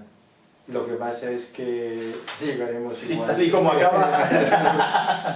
Sí, pero Sí. estamos todos los días, de una u otra manera, estamos en búsqueda de aquello, de nuestro propio... De nuestro nuestra propio aira. aira. De nuestros Porque sueños, ¿verdad? Esos nosotros sueños. tenemos, claro, como cada persona tiene sus propios objetivos de vida, de todo. El y- problema es que muchos sueños, o sea, mucha gente encuentra sus sueños en estas ciudades, ¿verdad? Claro. Y ahí ya abandonan. Y cuando los sueños no son grandes, si son demasiado grandes te puede pasar lo que a Iranon, Claro. pero si son pequeños te puede pasar lo que a Ronmod, ¿verdad? Dejar engullirse por la... dejar engullirse, porque Sí. no pueden soñar más allá y Sí, ven sus pero- sueños al final en cosas materiales, en cosas, bueno, que son tangibles y que pueden, Sí, que pero pueden poseer. el inconformismo está presente siempre. Eso es, sí, sí, hay un conformismo siempre presente, Claro. pero yo creo que la búsqueda de Aira no es una búsqueda de pureza, ¿verdad? Y de belleza pura.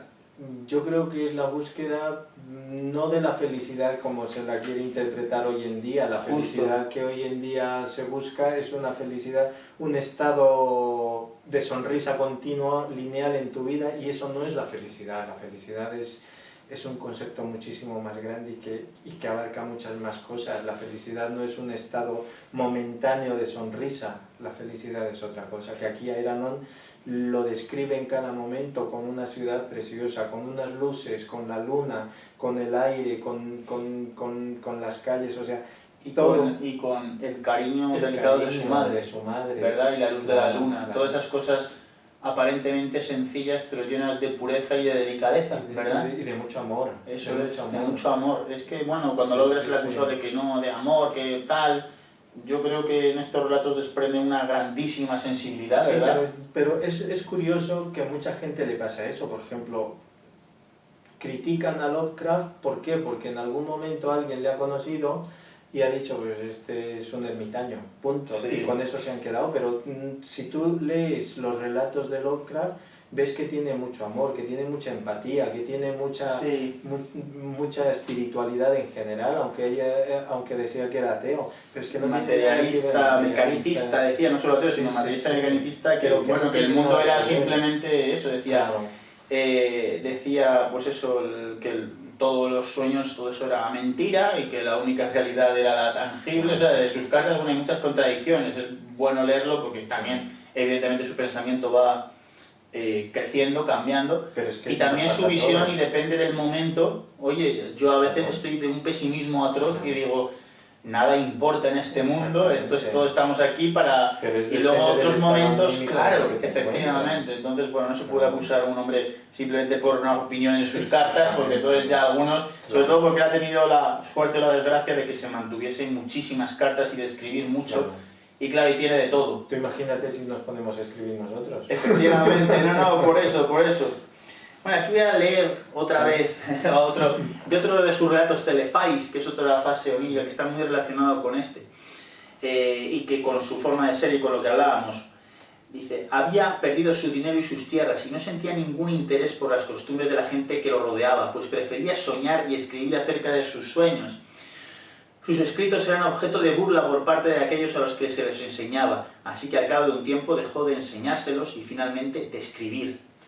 Cuanto más aislaba del mundo a su alrededor, más maravillosos se volvían sus sueños, y habría sido un esfuerzo completamente inútil tratar de escribirlos sobre el papel. Curanes no era una persona de su tiempo y no pensaba igual que otras que practicaban la escritura, en tanto que éstas se esforzaban por despojar a la vida de las ornamentadas vestiduras del mito, a fin de mostrar toda su desnuda fealdad, lo horrible que es la existencia. Curanes perseguía solamente la belleza. Cuando la realidad y la experiencia no se la mostraron, la buscó en la fantasía y la ilusión y la encontró muy cerca de él, entre los nebulosos recuerdos de las historias y los sueños de su infancia. Y ahora un momentito, otro párrafo que también es muy bonito. No hay muchas personas que sean conscientes de qué maravillas se revelan ante ellos en los cuentos y en sueños de su juventud, ya que cuando de niños escuchamos y soñamos, nuestras capacidades mentales no están totalmente desarrolladas, y cuando intentamos recordar en la edad adulta, el veneno de la vida nos ha vuelto ya prosaicos y ha embotado nuestra imaginación. Pero algunos de nosotros nos despertamos en mitad de la noche con extrañas visiones de colinas y jardines encantados, de fuentes que cantan bajo el sol, de esplendorosos acantilados que se inclinan sobre mares murmurantes, de llanuras que se extienden hasta ciudades durmientes de bronce y piedra, y de misteriosos grupos de héroes que cabalgan blancos corceles engualdrapados por los márgenes de tupidos bosques, y entonces sabemos que nos hemos asomado a través de las puertas de marfil a ese mundo de maravillas que era nuestro antes de ser sabios e infelices. Bueno, eso está, sabios e infelices, ¿verdad? Esa parte de cuando creces, cuando ves las cosas como son, Claro. te lleva un poco a la Infelicidad. infelicidad. Sí, no me sale, estoy ya...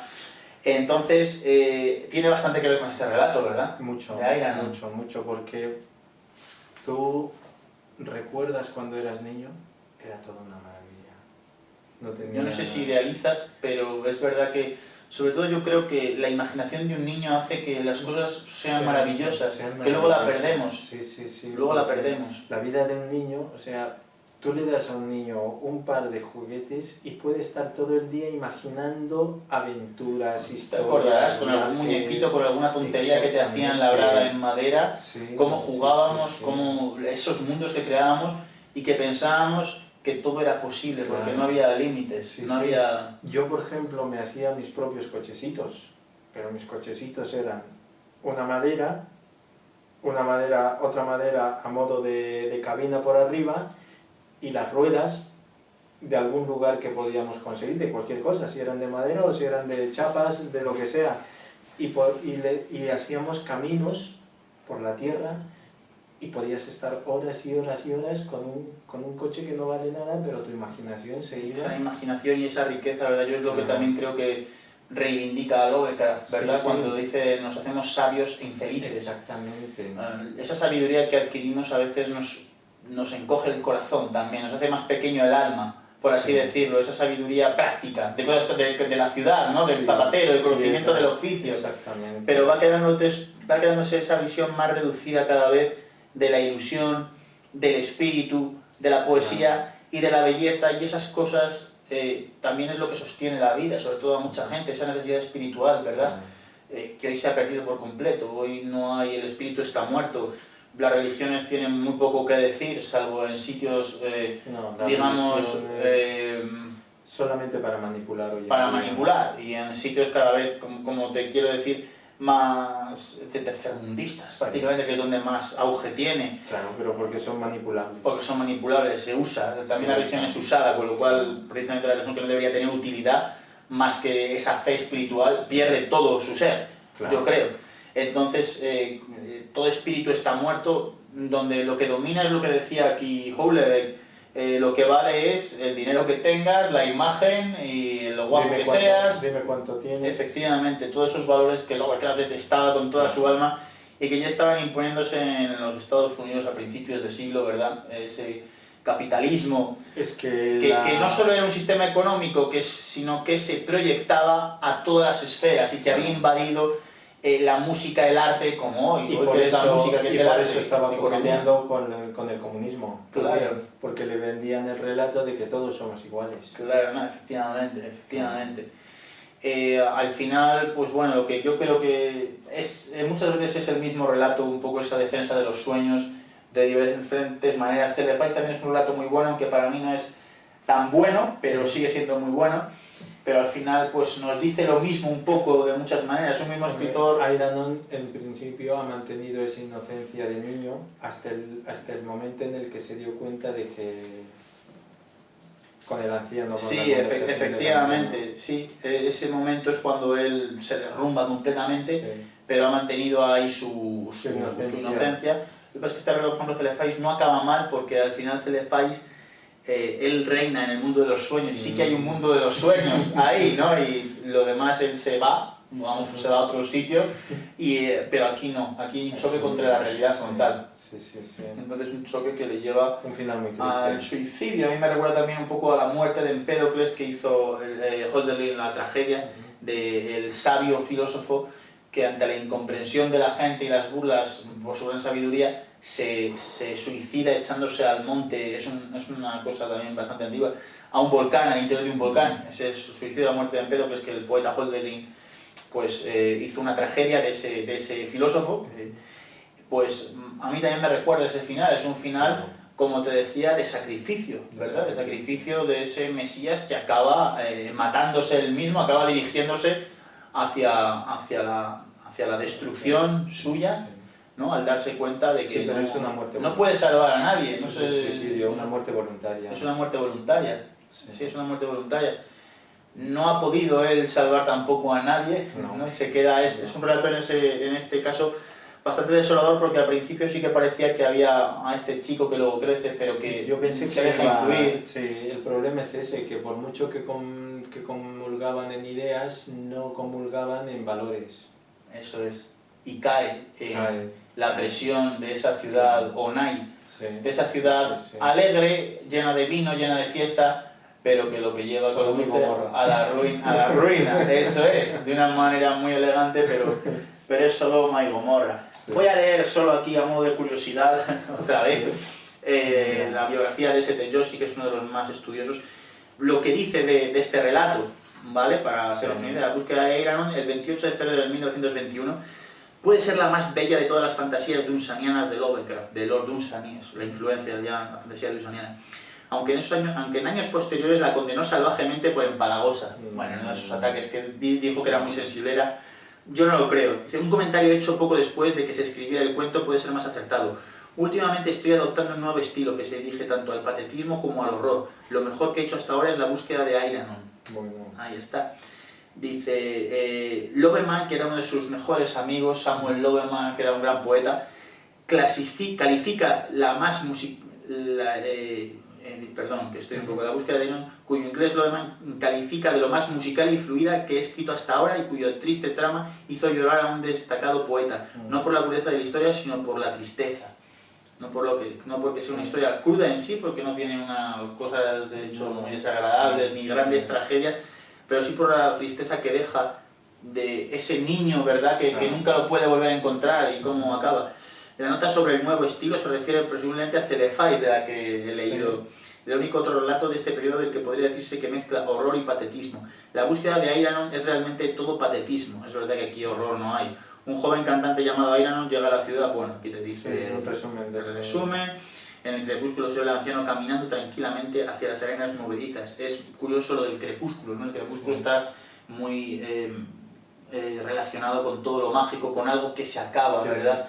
Y aquí dice cuando empiezan a aparecer las estrellas, dice, y esa noche algo de la juventud y la belleza murió en el mundo de los ancianos. Es decir, ahí se perdió ese mensaje de belleza y de poesía que podría haberse mantenido, ¿verdad? Que podría haber perdurado en el tiempo. Efectivamente, dice, tal vez haya cierto sentimentalismo en esta historia, así como la sugerencia de snobismo social. Bueno, eso yo no lo veo, dice que no es porque él se considera un príncipe y es solo un mendigo. A mí me parece eso absurdo porque me parece que su condición ahí de príncipe no es por lo que los demás sean menos. De hecho, va a coger un niño que no es... Exactamente, no, pero además en ningún momento él dice que no va a trabajar porque sea príncipe. Él dice no voy a trabajar porque no es lo mío. Efectivamente, yo tengo porque tiene una necesidad imperiosa de sacar sus dotes para lo que ha sido creado, ¿verdad? Sí, sí.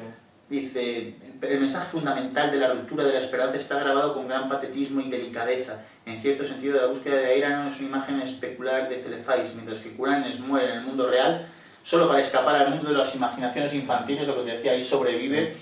Eiranon muere porque es incapaz de conservar la ilusión de la realidad de esas imaginaciones. Es decir, ahí decíamos, que muere el niño que con la realidad, efectivamente, eso es lo que piensa el más destacado, de los más destacados estudiosos de Lovecraft, S.T. Joshi. Bueno, es su opinión y bueno, lo que él saca en consecuencia. Bueno, yo creo que como colofón a esto que hemos dicho, ¿qué te ha parecido, Ángel? No sé si habías leído antes algo de Lovecraft, no sé qué impresión te ha dado, si lo recomiendas, si no... Es que esta es una etapa que yo no había conocido de Lovecraft. He conocido algunas otras cosas de terror, de ciencia ficción y de todo eso, pero es que esto es totalmente nuevo para mí. ¿Y qué te ha parecido? Me ha gustado mucho. Triste, sí, pero me ha gustado. Es triste, pero yo creo que tiene hoy día bastante vigencia, ¿verdad? Muchísima, sobre todo para muchísima. El objetivo un poco de nuestro club es reivindicar precisamente esa belleza, esa aira, seguir llevándola, aunque sea en sueños, y no hundirnos en las arenas movedizas, sino seguir manteniéndolo como un estandarte idealista, pero que nos guíe también un poco. Y saber que no estamos solos. Efectivamente, porque la búsqueda de Eiranon, yo creo que no es solo la búsqueda de Aira, de esa ciudad, yo creo que también es una búsqueda de comprensión. Sí. Él lo dice, de hecho, es una búsqueda de ser comprendido, sí. De que esas personas disfruten de esa belleza también, que la compartan. De hecho, cuando él ve a ese niño, esa comprensión también le da fuerzas para seguir, ¿verdad? Buscándolo. Porque cuando le encuentra, se anima y dice, vamos. Eso es. Y Sí. intenta seguir. Entonces, la búsqueda de Iron Man es una historia de búsqueda de una quimera, de la búsqueda también de una comprensión humana que todos buscamos, ¿verdad? Y de la búsqueda de esa felicidad también, Claro, que tú has sí. indicado, esa felicidad entendida no como la vulgar, los vulgares objetivos de hoy, que Exactamente. no llevan más que una Sí, pero desdicha es continua, que sino... hoy en día te dicen, soy feliz y me compro un coche. Claro, ¿Por qué vas a ser feliz con un coche? sí, eso No no tiene es, sentido, eso no es felicidad. no, es una alegría momentánea, se Es- confunde, ¿no?, lo que es exactamente. una alegría de un momento con una felicidad de encontrar tu sitio en el mundo y de encontrar un algo grande que de verdad dé sentido a tu vida, porque a Ira le daba sentido a su vida. De hecho, Pero- cuando Aira se destruye, él muere. Exactamente. De hecho, pierde todo lo que tenía, que era su juventud eterna, cae. Su juventud eterna y el hecho de transmitir la idea de Aira. Eso es. Que la Eso única es. persona que llegó a entender algo fueron el hombre que rezó, Sí. el otro que vio el aura y su compañero de viaje momentáneamente, pero fueron los únicos que entendieron el mensaje que él quería transmitir. Sí, efectivamente, son casos contadísimos que él Sí. dice que son muy pequeños, incluso en la ciudad de Onai, que al principio le alaban Claro. y que sí que deben reconocer también todo su talento y su grandeza, pero es una moda. En cuanto esa moda pasa, les da igual. En cuanto llegan unos que danzan y otras cosas, se ve que ya le relegan y ya pierde pues ese Pero papel. es lo que hoy en día es la gente. Coge todo lo que Usar y tiene tirar. de una forma efímera, Sí. de usar y tirar. Onai es hoy, es la Sí. felicidad de hoy. Precisamente la felicidad de Onai no es la que él busca, Exacto. que es la que tiene muchos, que es la que Sí. desgraciadamente encuentra este hombre, Sí. Ronald. Ese es, los nombres son muy particulares, pero Sí. bueno. ¿Recomendarías este cuento? Desde luego que sí, recomendarlo y tratar de buscar sus propias interpretaciones, porque da para mucho. ¿Qué te ha gustado más? ¿Qué me ha gustado más? ¿Y qué menos? ¿O si es que te ha gustado menos? ¿O Lo que ¿qué menos te ha me ha llamado gustado más la la atención? la muerte de Eragon. Es lo que menos me ha gustado. Sí. Lo que más me ha gustado es el momento en que empieza a cantar y la gente empieza a rezar y seguramente alguien más a llorar y yo qué sé, que a alguien le inspire ese tipo de cosas cuando alguien canta. Me recuerda mucho a un amigo que te había comentado que cantaba. A mí me encantaba escucharle cantar y yo creo que es eso, la transmisión del arte, la transmisión de la belleza, el poder transmitir emociones, espiritualidad, transmitir de una manera tan pura y tan grande que alguien pueda mover sentimientos en otras personas. Yo creo que eso es lo mejor del relato de la búsqueda de Iron Man. Y claro, seguir buscando es nuestro objetivo. Eso es, yo creo que hay mucho de Lovecraft. Los relatos de Lovecraft, toda su obra está transida de un algo onírico, hasta sus relatos de terror más, digamos, realistas, que puedes llamarse realista, pero cuando lo lees tienes la sensación de que estás leyendo algo de otro sitio lejano. Es algo onírico, es algo que no pertenece a este mundo, tienen esa magia. Yo creo que por esa autenticidad, si algo se le puede achacar quizás a este relato, hay gente que ha hablado de estos relatos como meras imitaciones de Lord Dunsany. Yo no lo creo, yo sinceramente no lo creo. Lord Dunsany es un escritor muy bueno, un escritor muy imaginativo, con una prosa poética muy bella, pero a mí Lovecraft me parece que tiene más calidez y más cercanía que Lord Dunsany en muchos de estos relatos, y Lovecraft sigue manteniendo ese tono poético y esa lejana belleza y musicalidad a ese mundo que nos transporta. No sé qué sensación, cuando tú lees el relato, claro, esto es muy diferente de muchos relatos. Hemos leído aquí Primer amor de Iván Turgenev, que es una novela romántica de amor, de grandes sentimientos. Hemos leído aquí también La perla, de John Steinbeck, que es un relato también con una gran carga realista, vamos a llamarla, porque está en un mundo y esto nos resulta bastante cercano, ¿verdad? Claro. Sin embargo, aquí no hay nada cercano, o sea, todos son ciudades, nombres, imágenes que nos son extrañas, pero sin embargo obran con mucha eficiencia en nuestra cabeza, ¿verdad? O sea, es algo que tenemos ahí, que lo estamos viendo. Pero yo creo que es el hecho de que tú siempre quieres imaginar las cosas, porque aunque no tengamos la imaginación de un niño, que es una maravilla, tenemos todavía esas ganas de seguir imaginando cosas, y cuando empiezas a leer y te adentras en la lectura de Lovecraft, empiezas a imaginar y a participar del relato. Te transporta, Te transportas. Te transporta a otro mundo. A otro mundo, y te gusta. ¿Por qué? Porque lo fantástico siempre gusta, los nombres... La imaginación, todo lo que desafía un poco la realidad que tenemos y que lleva, no sé, un poco esa inherente ambición del ser humano de ir más allá de todo, de ir más allá de cosas imposibles, ¿no? De querer volar, de querer atravesar paredes, de imaginar castillos enormes, cosas imposibles, ¿no? Imagínate Tolkien, o sea, tú empiezas a imaginar todo ese mundo cuando estás leyendo y tienes, o sea, te engancha. Sí, efectivamente. Te engancha, y cuando lees los cuentos de terror de Lovecraft, te enganchan. Porque te meten en una atmósfera. Exactamente. A pesar de todo, a mí me daba un poco de miedo poner a Lovecraft. Bueno, al final estábamos solo nosotros dos aquí, pero bueno, si en caso de que hagamos más en común, Lovecraft no es un escritor fácil de leer, me parece a mí, porque es verdad que tiene bastante adjetivación, es verdad que tiene un poco un estilo arcaico, es verdad que para algunas personas se puede hacer un poco lenta la lectura de Lovecraft. Este en concreto quizá no tanto, porque aunque no haya mucha acción, pero sí que pasa. Lo que pasa es que bueno, luego analizas el relato y realmente las aventuras, como vemos de Grano, son breves. O sea, realmente llega a una ciudad, llega a otra y sale de la ciudad y se muere. O sea, sí, por eso, hay que decir, no hay una acción trepidante de que vaya a una ciudad, pase esto, lo otro, luego tenga que salir corriendo, le recoja no sé quién, rapto, no sé qué, no es una cosa de aventuras, ni una acción frenética. Entonces, ¿a ti te ha resultado pesado, aburrido? No, para nada. Por el contrario, me ha parecido muy entretenido desde el principio. Me alegro mucho, porque me da un poco de reparo. Yo sé que Lovecraft no es el escritor más sencillo de leer, pero porque su prosa además verás que tiene muy pocos diálogos. Los diálogos, cuando hablan, está hecho todo en un tono muy mítico, que recuerda pues a Homero, a la Ilíada, a la Odisea, a sus bases. Los diálogos que hay aquí, bueno, pues no tienen nada que ver con una película moderna, con la literatura moderna, ¿verdad? Menos mal, ¿no? Es lo que a veces hablamos en el cine, que bueno, esto ya es otra dimensión, ¿no? Pero los diálogos no tienen, no están contaminados con la vulgaridad de nuestra realidad inmediata, están hechos con una pulcritud y un decoro grande y una sensación de expresar algo más grande.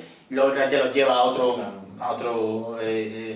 otro nivel. Nadie habla así, nadie habla con estoy buscando aire a la ciudad de mármol y berilo, ¿qué tal? Con las repeticiones siempre, nadie habla así, pero da igual que nadie hable, porque nos llega igual el mensaje, de hecho nos llega con más fuerza quizás, ¿verdad? Yo creo que sí. En ese tono más...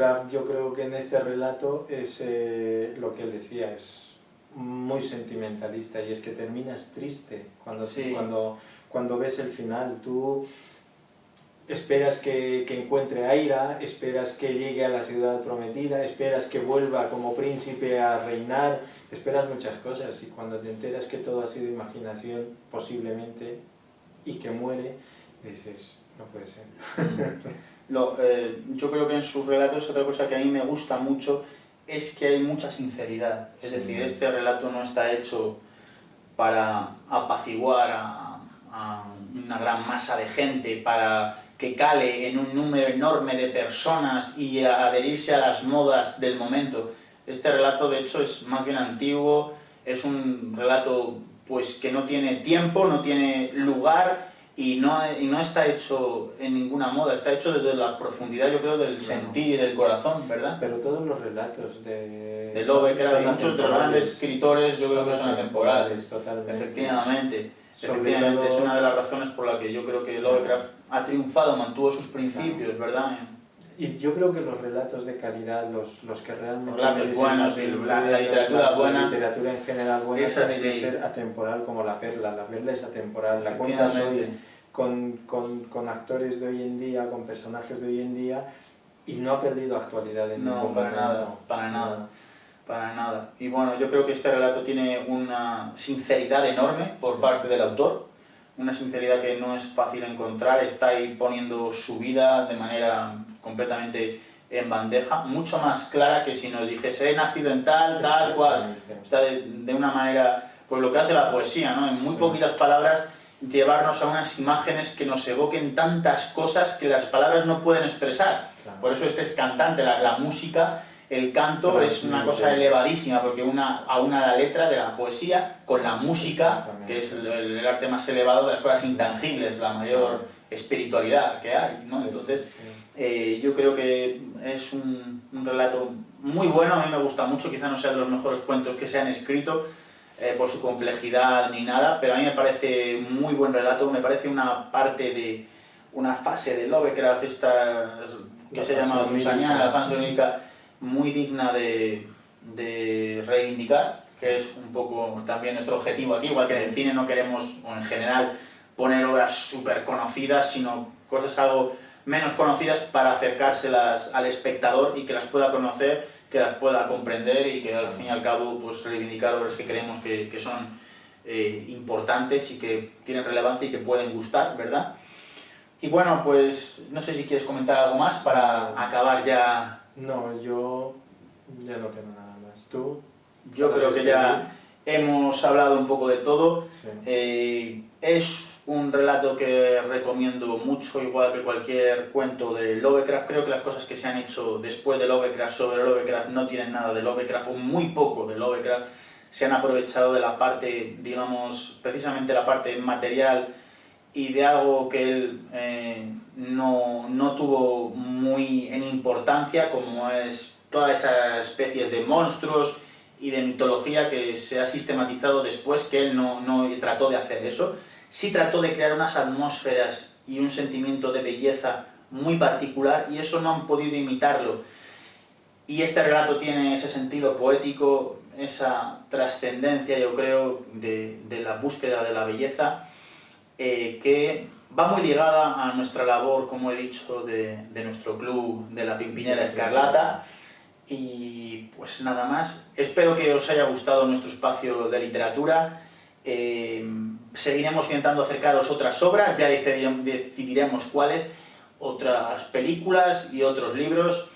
Y bueno, desde aquí animaros a leer a Lovecraft fuera de las modas. Hoy día es muy popular, pero creo que cuanto más nos alejemos de los productos que se han desarrollado a él, en general me refiero, más vamos a apreciarle.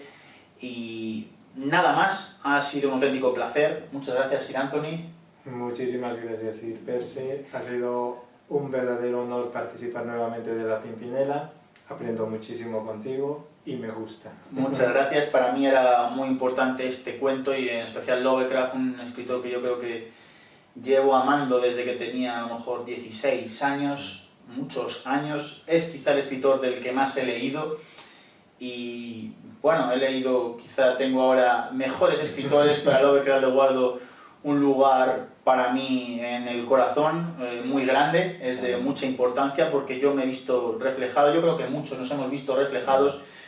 Lovecraft decía, Houellebecq, que Lovecraft no es para cualquiera, que para leer a Lovecraft, Lovecraft es un escritor de estos que limita a sus lectores. En uno de sus relatos, se llama Arthur Jeremy el relato, empieza diciendo: la vida es algo espantoso. Ese es el comienzo. Supongo que eso a mucha gente le va a echar para atrás y a mucha gente le va a echar para adelante, para decir: oye, ¿qué hay aquí? ¿Por qué dice esto este señor?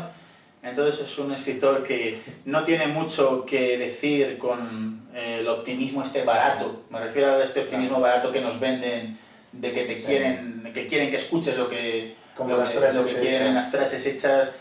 Toda esta hipocresía y esta falsedad que realmente están vendiendo. Lovecraft habla desde el alma, y cuando dice eso es algo que él sentía, pero él luchó, él se defendió contra todo eso y él venció. Aquí estamos casi 100 años ya después de que falleciera. Él murió en el 37, Nosotros estamos en el año 23, casi 100 años, Que queda muy poquito. y Lovecraft tiene plena vigencia y cada vez está recobrando más vigencia y más importancia. Ya hay ciertos estudios universitarios y se le está reivindicando como una de las grandes figuras y escritores, creadores y visionarios por muchos motivos del siglo XX, de los últimos tiempos.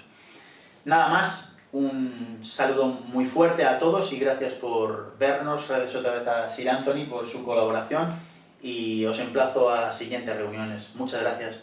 Muchas gracias. Adiós.